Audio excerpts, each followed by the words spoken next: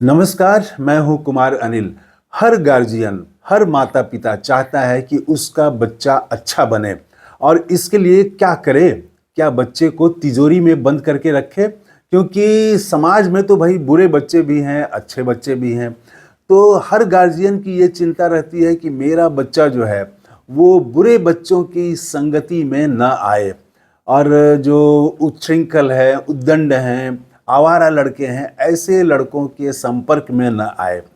तो इसकी चिंता में रहते हैं और कई बार तो मार पिटाई भी करते हैं बच्चों के साथ में कि तुम फलां के साथ दोस्ती तोड़ दो।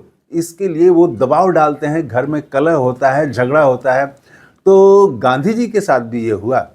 गांधी जी के बच्चे जो हैं वो आवारा बच्चों के साथ रहते थे और तब उन्होंने क्या किया, तो हम इसकी बात करेंगे कि वो जानबूझ करके, पहले तो वो नहीं जानते थे, लेकिन जब उनके जानकारी में बात आई कि कुछ बच्चे आवारा हैं और उनके साथ उनके बच्चे भी रह रहे हैं, गांधी के बच्चे भी रह रहे हैं, तो गांधी जी ने क्या किया? गांधी जी ने अलग नहीं किया अपने बच्चों को।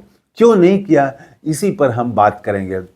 देखिए, हमारे यहाँ हिंदुस्तान में ही नहीं, हिंदुस्तान में तो थोड़ा ज़्यादा ही स्ट्रांग है, वैसे पूरी दुनिया में ये समझ है कि बच्चों को जो है वो बुरे बच्चों की संगति में नहीं आना चाहिए। इसका ध्यान रखें और इससे रोका जाता है। और कविता भी है, कहानी भी है, ऐसे कहावत हैं ऐसे कि संगति से गुण होत हैं, संगति से गुण जात। उसकी अगली पंक्ति मैं भूल जाता हूँ, वो है बांस फांस अरु मीसरी एकै भाव बिकाए। तो अगर संगति गड़बड़ हो तो बांस फांस और मिस्री भी एक ही भाव हो जाता है, सब एक ही ढंग से देखे जाते हैं। लेकिन अगर अलग हो, संगति उसकी अच्छी हो, तो मिस्री का भाव अलग होगा, अच्छे बच्चे का भाव अलग होगा, उसकी पूछ ज़्यादा होगी। तो एक ये है। और ठीक इसके विपरीत रहीम की भी एक कविता है। रहीम कहते हैं, वो भी है, लोग उसको भी जानते हैं लोग, लेकिन वो स्ट्रांगली उतना बहुत जनता में पैठ बनाए हुए नहीं है। रहीम कहते हैं कि जो रहीम उत्तम प्रकृति, जो रहीम उत्तम प्रकृति काकरी काकरी सकत कुसंग, चंदन विष व्यापत नहीं लिपटे रहत भुजंग। तो सांप जो है विषधर, वो चंदन के वृक्ष में लिपटा रहता है, लेकिन चंदन में तो विष नहीं व्याप्त होता है। चंदन तो फिर भी सुगंध देता है, चंदन तो फिर भी अच्छा है। तो रहीम ये कहते हैं। तो गांधी जी जो हैं वो रहीम के ज़्यादा निकट हैं इस मामले में। और उनके बच्चे भी, टॉल्स्टॉय आश्रम था दक्षिण अफ्रीका में, और उस आश्रम में जो सत्याग्रही थे, जो जेल में बंद थे, उनके परिजन रहते थे, बच्चे भी रहते थे। उसमें कई बच्चे आवारा भी थे, जोहानिसबर्ग से आए थे वो। तो और वहीं पर गांधी जी के बच्चे भी रहते थे। तो कैलिन बैक, तो वो जो अंग्रेज़ थे जो एकदम बुद्ध के कारण वो गांधी जी के अनुयायी बन गए थे, वो एकदम साथ रहते थे और गांधी जी के विचारों से सहमत रहते थे। उन्होंने गांधी जी के सामने एक सवाल रखा, कहा कि यहाँ पर कई बच्चे आवारा हैं, और ये बात गांधी जी भी जानते थे। तो गांधी जी ने कहा कि हाँ, आवारा तो हैं यहाँ कई बच्चे आवारा हैं, और उन्हीं बच्चों के साथ आपने अपने बच्चों को भी रखा है, तो आपके बच्चे पर इसका बुरा प्रभाव पड़ेगा। साधारण गार्जियन होते तो मान लेते कि हाँ, ये बात सही है, और अपने बच्चे को अलग कर देते, उस आश्रम में नहीं रखते जहाँ सारे बच्चे रह रहे थे। तो गांधी जी ने जवाब दिया कि ठीक है, आवारा बच्चे भी हैं, लेकिन मेरे लिए तो सभी बच्चे समान हैं। मैं अपने बच्चे को कैसे अलग रख सकता हूँ? और मेरे लिए तो जो आवारा बच्चे हैं, हमने ही बुलाया है, हमने ही रखा है, तो उनसे मैं अपने बच्चे को कैसे अलग कर दूँ? अपने बच्चे के लिए विशेष व्यवस्था करूँ, उनके लिए अलग तरह के दोस्त ढूंढूँ, अलग तरह के ग्रुप में उनको रखूँ मैं। तो ये भेदभाव मुझसे नहीं हो पाएगा, ये भेदभाव ठीक नहीं है। और उन्होंने इसे स्वीकार नहीं किया, कहा कि हाँ, ये खतरा जरूर है कि गलत संगति के कारण मेरे बच्चे भी बिगड़ जाएंगे। ये खतरा तो जरूर है, लेकिन इस खतरा को हमें उठाना ही पड़ेगा। और उन्होंने अपने बच्चों को अलग नहीं किया। बाद में वो लिखते हैं कि इसका परिणाम क्या हुआ। इसका परिणाम वो कहते हैं कि बुरा तो नहीं हुआ, हाँ इसका एक अच्छा परिणाम ये जरूर निकला कि मेरे बच्चों ने भी दुनिया को समझा कि कितने तरह के लोग होते हैं, कैसे कैसे लोग होते हैं। तो ये एक आवारा बच्चों के साथ रह के दुनिया की विविधता को भी उन्होंने समझा। और गांधी ने ऐसा क्यों नहीं किया, अपने बच्चों को अलग क्यों नहीं किया?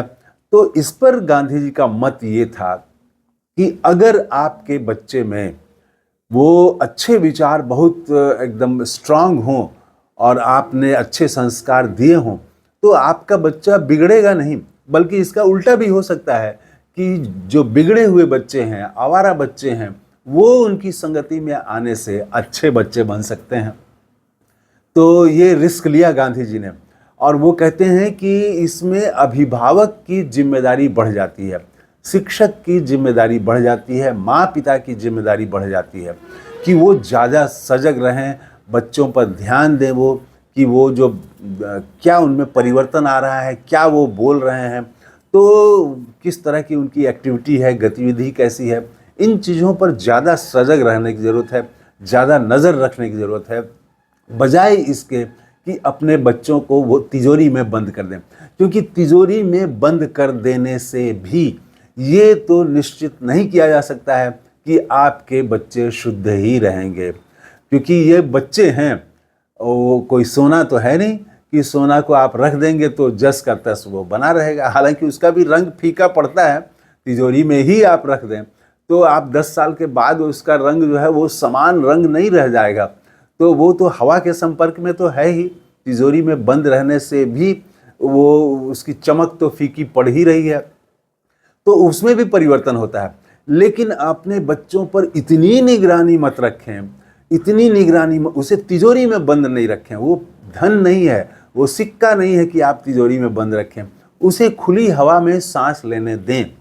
और इसमें ये खतरा है, हम देखते हैं कि बहुत सारे अभिभावक जो हैं वो बच्चा बड़ा हो गया है लेकिन उसको उस पर भरोसा नहीं है, वो उसको परीक्षा दिलाने भी खुद जाते हैं, वो दूर दूर तक लोग बच्चों को लेके जाते हैं, जबकि बच्चे जा सकते हैं, अकेले जा सकते हैं और जा करके परीक्षा दे के घर वापस आ सकते हैं, लेकिन उनको भरोसा नहीं रहता है, वो साथ में जाते हैं तो उनको बबुआ बना के रखते हैं, कोई काम स्वयं से नहीं करने देते। तो ऐसे बच्चे उम्र में तो बड़े हो जाते हैं, शरीर से वो एडल्ट की तरह लगने लगते हैं, लेकिन उनका दिमाग जो है वो एकदम भोला भाला बच्चे की तरह ही रहता है। तो छोटी सी भी परेशानी आने पर वो खुद निर्णय नहीं ले पाएंगे, कुछ कर नहीं पाएंगे, वो हमेशा तब माँ पिता का मुंह देखेंगे, तो वो चाहेंगे कि वो कर दें।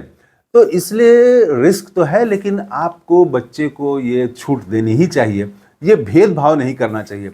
हम देखते हैं कि बहुत सारे माँ पिता इस बात के लिए दबाव भी डालते हैं, झगड़ा होता है, घर में कलह हो जाता है कि तुम फलां से दोस्ती तोड़ दो, तो इस बात के लिए भी कि वो अच्छा लड़का नहीं है।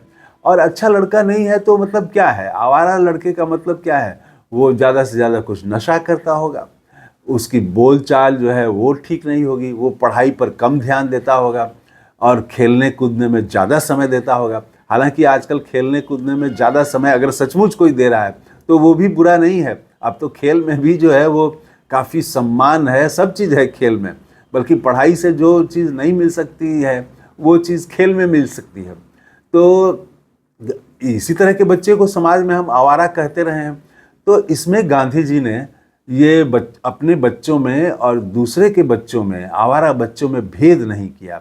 हम बहुत सारी संस्थाओं में देखते हैं कि बच्चे जो है संस्था के जो हेड होंगे, आप गौर करिए, बहुत सारे सामाजिक संस्था हैं, उसके जो हेड होंगे उनके बच्चे अलग स्कूल में पढ़ते हैं, शहर का जो सबसे महंगा स्कूल होगा वहाँ उनके बच्चे पढ़ेंगे, और जो साधारण बच्चों को वो पढ़ाने के लिए स्कूल खोले हुए हैं, संस्था खोले हुए हैं, वहाँ अपने बच्चे को जाने नहीं देंगे, वहाँ के बच्चों से संपर्क नहीं करेंगे, वो खुद समाज सेवा करेंगे।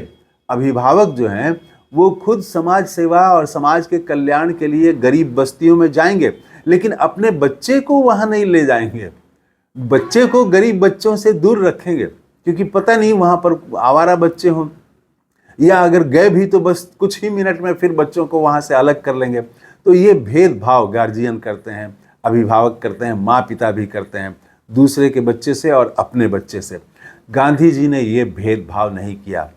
अब सोचिए कि जो लोग गांधी जी की आलोचना करते हैं कि गांधी जी बहुत गड़बड़ थे, तो ये इस मामले में देखिए कि गांधी जी ने भेद नहीं किया और रहीम को माना कि वो सांप जो है लिपटा हुआ है चंदन से, लेकिन इससे तो विष नहीं फैल जाता है चंदन के पेड़ में, पौधे में। तो इसी तरह से वो अगर आपने अपने बच्चे में अच्छे संस्कार दिए हैं तो वो बुरे बच्चों को भी अच्छा बना सकता है। तो इस वीडियो में इतना ही। थैंक यू, धन्यवाद, जय हिंद।